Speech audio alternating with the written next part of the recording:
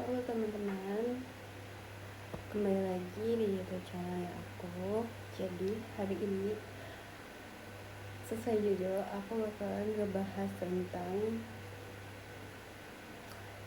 ujian mandiri. Jadi kan kalian habis selesai UTBK untuk SNBT. Nah, kalau kalian ngerasa kurang, mendingan kalian langsung cepat-cepat persiapan untuk ujian mandiri.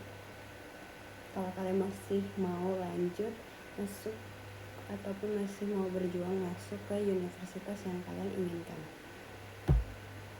Oke, jadi kemarin itu memang aku masuknya itu melalui ujian SNBT.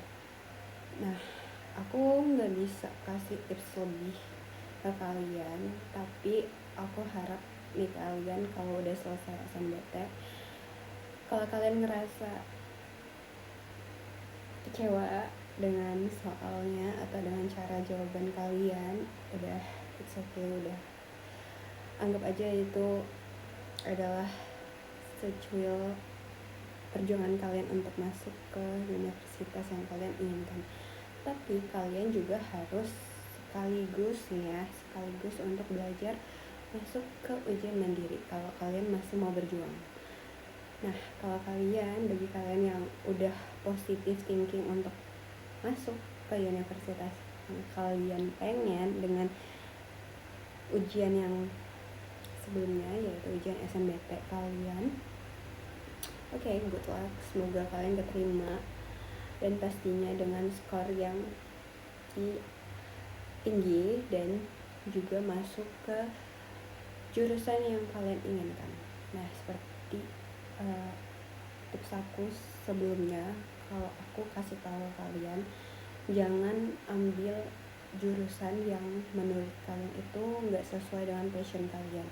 Kalau kalian ngerasa nih ini jurusan kalian ambil karena ya udah untuk ngisi 4 pilihan ini, tapi bukan passion kalian, mendingan jangan diambil. Kalau nanti lolosnya yang bukan passion kalian, mendingan kalian lanjut aja ke mandiri. Karena mandiri itu menurut aku nggak terlalu mahal ya, karena teman aku juga waktu itu mandiri, aku pikir bakalan mahal, tapi ternyata ya sama aja UKT-nya kayak SNBT, mungkin ada tambahan uang gedung, dan uang gedung itu biasanya tergantung universitasnya masing-masing.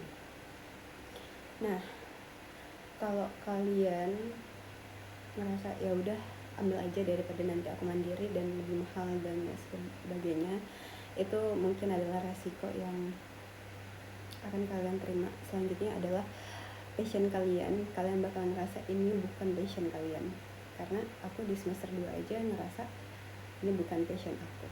Tapi it's okay, kalau kalian masih mau ngambil, ambil aja, tapi semoga kalian bisa lulus di pilihan pertama. Nah, karena aku sebelumnya itu nggak pernah ujian mandiri, tes mandiri, jadi aku nggak terlalu bisa kasih tips yang terlalu gimana gitu, terlalu hard. Tapi mungkin yang dangkal-dangkalnya aja dari teman aku. Jadi dia itu mandiri. Nah, kalau kuliah mandiri itu, satu, kuliahnya sore, terus yang kedua, kalian bakalan UKT-nya sedikit lebih tinggi daripada SNBT ataupun SNBP. Yang ketiga itu aku ngerasa nggak terlalu banyak. Mungkin kalian bakalan ngerasa ketertinggalan yang dengan kelas pagi, karena kalau kelas pagi itu biasanya lebih banyak dapat informasi dari cutting kelas pagi. Aku jujur lebih open dengan ada tingkatnya dibandingkan cutting mandiri. Tapi nggak tahu juga, itu mungkin tergantung jurusan masing-masing, karena ada yang namanya organisasi. Kalau kalian mau ikut organisasi, biasanya kelas malam itu suka agak telat informasi. Nah, kalau kalian udah keterima nih, misalnya di pilihan pertama atau pilihan kedua, dan kalian merasa itu adalah passion kalian di SNBT, selamat, congrats. Aku kurang tahu ya, ini pengumuman SNBT-nya kapan? Mungkin aku cari dulu bentar. Nah, pengumumannya itu tanggal 28 Mei bulan ini. Semangat, kalau nanti kalian gak diterima, it's okay, gak diterima di pilihan pertama atau pilihan kedua atau pilihan ketiga, empat, it's okay, masih ada satu tahapan lagi yang bisa menuju kampus ataupun universitas yang kalian inginkan. Nah, mungkin kalau kalian nih keterima ya, semoga, dan aku meyakini kalau kalian bakalan bisa keterima. Yang pertama yang harus kalian lakukan adalah hubungin cutting sesuai prodi ataupun sesuai jurusan yang kalian ambil. Itu biasanya bakalan dikasih tahu pengumumannya di Instagram fakultas atau Instagram prodi. Itu kalian bisa kunjungin. Nah, terus kalian bakal dimasukin ke grup fakultas, grup prodi, dan kalian bisa berbincang-bincang di situ. Biasanya bakalan ada yang namanya ospek gitu. Dan ospek tuh ada dua, ospek jurusan sama ospek fakultas. Kalau ospek fakultas waktu itu aku ospek FKIP, jadi semuanya satu jurusan itu bakalan di ospek. Sedangkan ospek prodi itu khusus buat prodi kalian aja.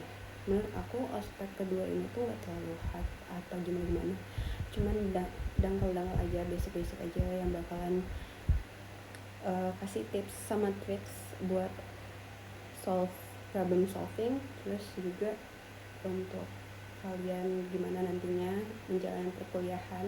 Bakalan dikasih tahu juga semester 1 itu berapa SKS, semester 2 dan lain sebagainya. Itu bakalan dikasih tahu di masa ospek. Ospek juga beda-beda tergantung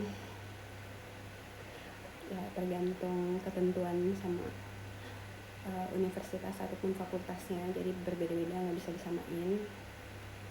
Nah, setelah kalian ospek biasanya tuh langsung bakalan disambut dengan maba. Nah, maba ini harus, ya peraturannya lumayan sih menurut aku, karena ada peraturan pakaian, peraturan penggunaan.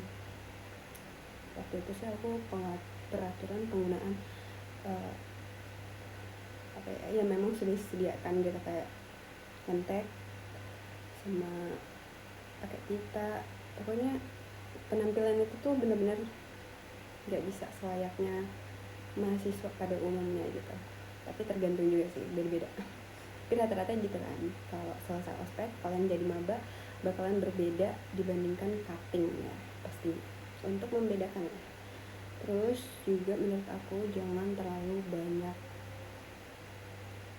keluar, karena kalau kalian terlalu banyak keluar ataupun kalian terlalu banyak melanggar peraturan yang udah dibuat sama cutting ataupun yang udah dibuat sama prodi, itu buat kalian itu dicap sebagai adik tingkat yang kurang ajar.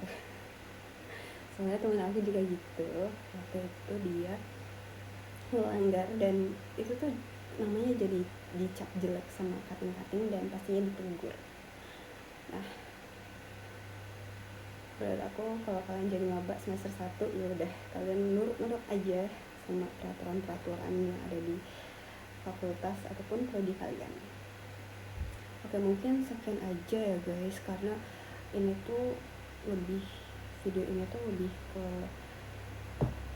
langkah apa yang harus kalian lakukan setelah kalian keterima SNBT UTBK 2025. Kalau kalian udah keterima, tetap semangat, karena masih ada jalan lain. Kalian juga kalau mau gap year, it's okay, daripada kalian terpaksa nerima jurusan yang gak kalian pengenin ataupun bukan passion kalian. Jadi mendingan kalian keep dulu, kalian belajar selama 1 tahun untuk ngulang lagi di tahun depan. Masih banyak kesempatan untuk masuk universitas, untuk kuliah yang pastinya sesuai dengan passion kalian. Thank you guys yang udah dengerin.